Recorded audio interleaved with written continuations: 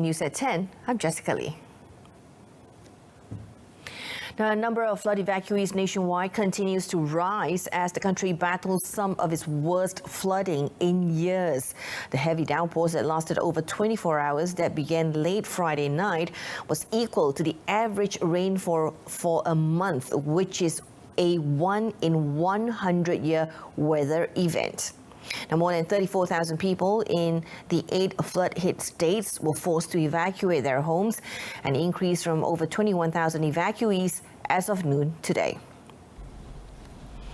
According to the disaster info application of the Social Welfare Department, Pahang is currently the worst flood-affected state, with over 19,000 residents being placed at 219 temporary relief centers or PPS. The evacuees were from more than 5,000 families, with Kuantan being the most severely affected district. A state civil defense force spokesman said the evacuation process in some areas was made more difficult by the sudden rise of floodwaters, which led to certain roads being closed. Nearly 10,000 people fled their homes in the country's richest state of Selangor, as dozens of bus routes in and around the capital have been suspended, along with train services to the port city of Klang. They comprise almost 4,000 families and are sheltering at 66 relief centres. The Malaysian Fire and Rescue Department has advised the public to postpone their journey around the Klang Valley following cases of many people finding themselves trapped in their cars for a long time on the road due to the flash floods. Over in Kelantan, 55 PPS are housing about 3,000 people from over 800 families. 5 districts were affected, including Kuala Krai, Gua Musang, Pasir Mas, Jeli and Tanah Merah. According to the State Welfare Department's flood portal, the Kelantan River continued its unrelenting rise, going past the danger mark as rain pounded the interiors of the East Coast state.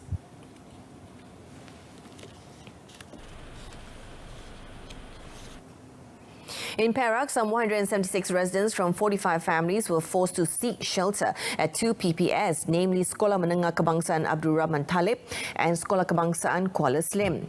Earlier today, the Malaysian Meteorological Department has issued a red alert warning with continuous heavy rain in several districts in Perak. Now, a man is feared to have drowned after the vehicle he was travelling in with a friend was swept away by flood waters towards a river at Kampung Cempaka near Kuantan early today. The man has been identified as the vehicle's driver, Muhammad Halmi Nazlan, 34, from Kampung Kuala Pahang. Kuantan Police Chief Assistant Commissioner Wan Muhammad Zahari Wan Busu said the duo were travelling from Kuantan towards Pekan along the Jalan Kampung Cempaka Sungai Soy bypass stretch during the 1 a.m. incident. He said Muhammad Halmi was attempting to drive his vehicle through the raging floodwaters when the car was pushed by strong currents towards the road shoulder before it entered the river. His friend Muhammad Amirul, 23, managed to swim to safety while Muhammad Halmi, along with the vehicle, was swept away. It was learnt that Muhammad Amirul managed to break the car window before swimming towards the riverbank and was rescued by villagers. A search and rescue operation involving police, firemen and villagers was deployed to look for the victim. The government will provide a total of 200 million ringgit in post-flood allocations for the repair of homes and infrastructure, as well as financial aid for each affected household. Prime Minister Datuk Seri Ismail Sabri Yaakob said the government was aware of the extent of damage caused by the ongoing massive floods that hit several states. According to the Premier, the government will also contribute 1,000 ringgit for each household affected by floods. He explained that in September this year, the government had raised compassionate aid to 1,000 ringgit per household from the previous 500 ringgit, of which the payment will be expedited. He added at the same time, government-linked investment companies GLIC and government-linked companies GLC have agreed to channel contributions in the form of matching grants. Dan untuk peringkat awal ini, setelah perbincangan dilakukan semalam, kita bersetuju untuk menyediakan 20 juta. Bermakna kalau 20 juta, 40 juta lah. Kita ada back to back padanan daripada kerajaan dan juga daripada GLC sendiri. In a related development, the Prime Minister revealed that emergency leave will be given to civil servants who are affected by the floods. He said the government understands the current plight of the evacuees who had to seek shelter at relief centres. Jadi oleh kerana kita faham tentang kesusahan mereka, jadi kerajaan bersetuju untuk memberikan cuti kecemasan akibat bencana ini kepada kaki tangan awam yang terkesan akibat daripada banjir. Bila mereka masuk bekerja semula, boleh bincang dengan ketua jabatan masing-masing untuk menentukan. Saya harap selepas mereka dah balik ke rumah, menyelesaikan cuci rumah dan sebagainya, bolehlah bekerja semula. As for the private sector employers, Datuk Seri Semasa said he hoped that they would take a similar initiative by providing emergency leave to employees affected by the floods. He noted that even though there is currently no law that can force the employers to give their workers the emergency leave, it should be provided on a humanitarian basis. And the Prime Minister also said the Health Ministry will send a medical team to each temporary relief centre or PPS nationwide. He said the team is required in order to increase the levels of security and health of those affected by floods. Tadi saya pergi tadi, ada tempat yang tidak ada medical team di sana. Tidak ada doktor, tidak ada jururawat dan sebagainya. Hari ini Ketua Pengarah Kesihatan pun ada bersama dalam mesyuarat kita. Kita setuju untuk menyediakan nurse ataupun doktor di setiap PP Pusat Pembinaan Sementara. Kita akan sediakan ubat-ubatan, sanitizer, mask, topeng muka, pelitup muka. Kerana kita tahu mereka ni berpindah dalam waktu yang tergesa-gesa. He also said COVID-19 RTK antigen screenings will be carried out at all PPS to ensure flood evacuees are protected from COVID-19 infection. Meanwhile, about 103 temporary relief centres or PPS in Selangor will be improved, including in terms of food delivery. Datuk Seri Ismail Sabri said facilities such as beds and mobile toilets will also be provided soon. Kita telah bersetuju supaya semua isu yang berbangkit seperti ketiadaan makanan diselesaikan. Kita selesaikan. Hari ini kita selesaikan semua isu yang berbangkit. Sebagai contoh, untuk makan malam sini dan breakfast, makan pagi besok akan disediakan oleh Kerajaan Negeri Selangor, dan mulai besok lunch onward akan disediakan oleh Jabatan Kebajikan Masyarakat. The local authorities will be responsible in ensuring the cleanliness of the PPS, including the toilets and drains. The Malaysian Fire and Rescue Department, or JBPM, is ready to operate at full capacity to assist flood evacuees if the condition worsens. Housing and Local Government Minister Datuk Sri Rizal Nain American said he has spoken to JBPM Director General Datuk Sri Muhammad Hamdan Wahid on the need to deploy more personnel and officers to rescue affected individuals. Andainya keadaan menjadi lebih meruncing, saya pun dah bercakap Ketua Pengarah Bomba untuk to deploy to the fullest capacity yang untuk membantu pihak-pihak NADMA dan pihak-pihak agensi lain dan memastikan bahawa soal kita turun untuk membantu mangsa yang ditimpa bencana ini dilakukan secara bersepadu. He said currently nearly 5,000 JBPM personnel, including auxiliary firefighters, have been mobilized to assist in the rescue operations and relocate the evacuees to relief centres in the states affected by floods.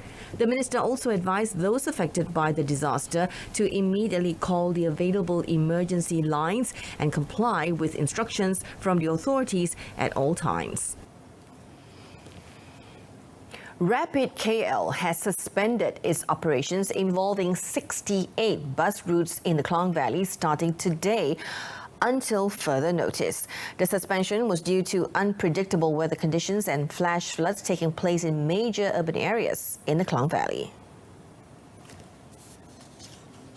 In a release statement, Rapid Bus Sdn Berhad said the well-being of its passengers and bus captains have always been its utmost priority at all times. Among the affected bus routes includes the Klang bound to Sunway Pyramid via Hentian Bandar, Subang Mewah USJ1 bound to Pasar Seni Hub, LRT Kelana Jaya Station bound to Subang Parade, and Bandar Utama Hub bound to LRT Taman Bahagia Station.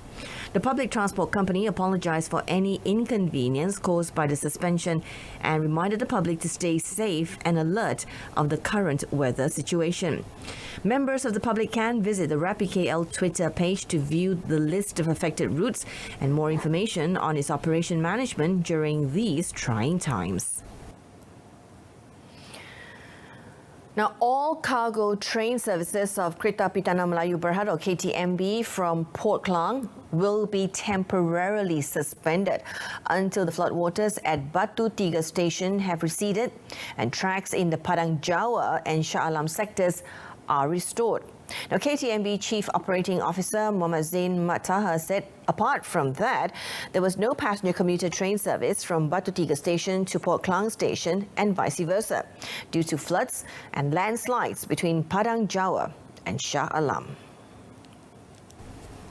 He said in a statement for the Port Klang Tanjung Malim Port Klang KTM commuter service, trains from KL Central to Port Klang will end at Subang Jaya Station and turn back to KL Central. Affected passengers can get a full fare refund or change the travel date via the KITS e-wallet or at the counter according to terms and conditions. Rain-triggered floods since yesterday have also disrupted several passenger train service operations in the East Coast and Klang Valley sectors.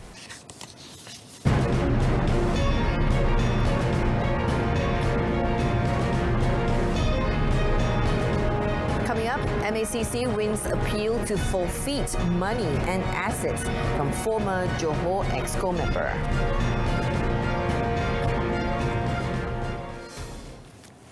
Malaysia and Bangladesh today signed a Memorandum of Understanding or MOU on the recruitment of Bangladeshi workers effective for 5 years until December 2026. The MOU was signed by Human Resources Minister Datuk Seri M. Saravanan and Bangladesh's Expatriates Welfare and Overseas Employment Minister Imran Ahmad. The MOU is a follow-up to the approval of the cabinet meeting for it to be finalised immediately as the previous MOU expired on the 17th of February. Datuk Seri Saravanan said in a statement that the MOU outlined the responsibilities of both countries, including those related to the employers from Malaysia and workers from Bangladesh, as well as the duties of private employment agencies in both countries. He said the implementation of the MOU would be regulated by a joint working group that will comprise members from both nations.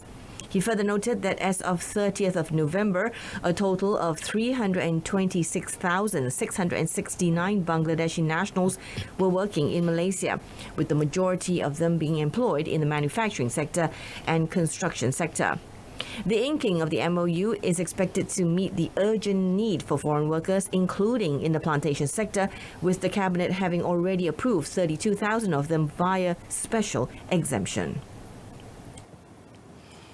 The Malaysian Anti-Corruption Commission, or MACC, has succeeded in its appeal to forfeit money and assets worth more than 6 million ringgit belonging to former Johor Exco member Dato' Abdul Latif Bandi, his son and daughter-in-law at the Johor Bahru High Court today. Now, the assets include 16 luxury watches, 15 luxury handbags and 15 jewelry items in addition to the cash money with foreign currencies from Singapore, Hong Kong, Kuwait, Korea and Japan.